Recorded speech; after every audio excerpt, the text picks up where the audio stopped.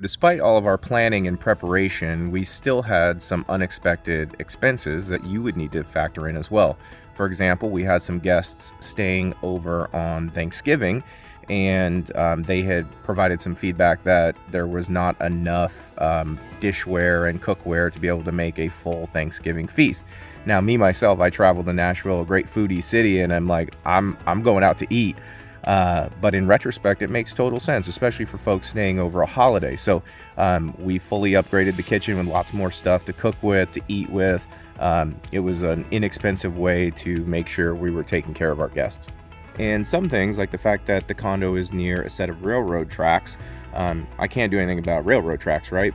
But some folks are light sleepers, so we just tried to go out of our way to make sure that we had earplugs in the unit for those who that bothers. So we kind of went through that. And then, the other part is, sometimes shit breaks. In our case, we have multiple people coming in and out of the unit every single week.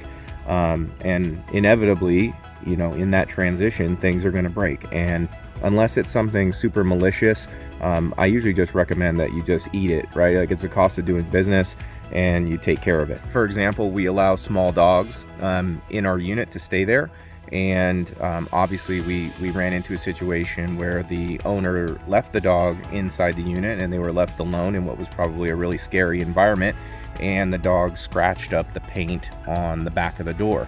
It was pretty faint, and the guest was super apologetic about it. And, for me, it was like, no big deal. I went down and figured out what the paint color was, first of all, which was good to have. Went down, got a little thing of paint, and now I have touch-up paint for anything else that might happen in the future. So sometimes, guys, you're just going to have the cost of doing business. Don't pass it on to your guest. Hotels likely wouldn't pass it on to you, and you kind of have to factor that in.